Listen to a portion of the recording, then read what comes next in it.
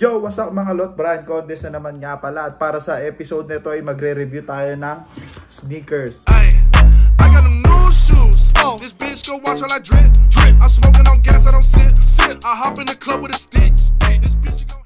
Yo, what's up mga lot? Brian Condes na naman nga pala. At para sa episode nito ay magre-review tayo ng sneakers. So first time ko nga pala to guys na mag-review ng sneakers, no.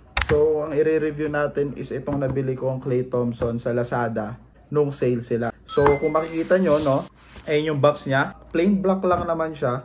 Tapos yung Anta logo. Tapos word basketball.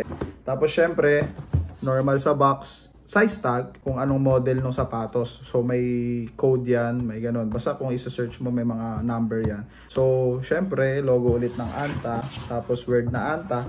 Tapos sa ilalim niya guys, meron tayong makikita na size ng men's. Tapos size ng women's. In-order ko siya sa flagship store ng Anta sa Lazada. So ayun nga guys, no, kung mapapansin nyo, medyo may mga UP yung box na ito. Siguro dahil lang naman sa courier ng Lazada kaya naging ganito yung box niya. So ayun nga, reviewin na natin tong sapatos na nabili ko. Ay, teka muna guys. Ha. Ano nga pala muna yung mga factors na kino-consider natin bago bumili tayo ng sapatos? Para sa akin, no, ang unang-una natin i-consider dyan is yung price. Ang tinitingnan naman natin talaga dito is yung presyo, di ba? So, kaya kadalasan ng mga Pinoy is bumibili sila ng OEM, Class A, mga ganun replica, bakit? Dahil syempre kapos sa budget, di ba? Magkano ba ang original na Nike? Syempre pag signature dyan, 5,000 pataas, more or less, di ba? So, bihira lang din kasi talaga nagkakaroon ng budget shoes yung mga Nike. Depende na lang kung sale. So, tulad na itong sapatos na nabili ko, all good din naman siya. Tas nasaktuhan ko pa na sale, tas may mga voucher pa sa Lazada. Sobrang napamura ako dito sa sapatos na to. Hindi ako napamura nung toot. Hindi ako napamura ng ganun guys, no. Mura yung binayaran ko. So yun guys. Ang una nating kino-consider na factor is the price. And second, syempre, yung quality ng sapatos, 'di ba? Kung worth ba yung babayaran mo dun sa item na bibilin mo, 'di ba? Kung all good 'yun, 'di ba? Take my money, parang ganun, 'di ba? Sobrang sikat ng salita na yun Siguro yun lang din naman, no? Yung presyo at yung quality. So kung quality naman, no, bakit hindi, di ba? So ayun nga guys, no? Itong sapatos na to, nabili ko lang ng less than 2,000. So parang 1,900 something siya, guys. So mura ko lang siya talaga nabili.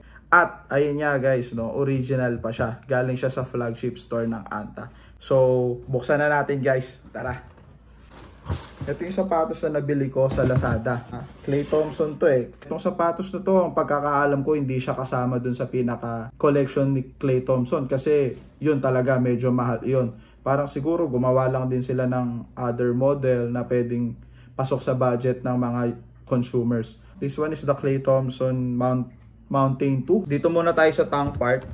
Meron siyang logo ni Klay Thompson, which is the letter K. So kung mapapansin nyo guys, hindi lang siya buong letter K. Kasi na-upload ko na to sa TikTok and may nagsabi doon na fake nga daw. So, hindi naman ako para makipagtalo. Pero kung i-check nyo guys, meron niyang something na K. Ayan Kung mapapansin nyo lang, meron siyang dalawang linya dito na K, which is yung hati. Pure sky blue lang din kasi talaga yung ginawa nila. Hindi na nila nilagyan ng highlight. There, no? Leather siya.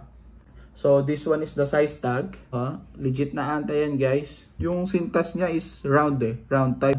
Tapos nakalagay dito sa gilid is A flash edge. Ayan guys Yan, A flash edge. Tapos this one is plastic.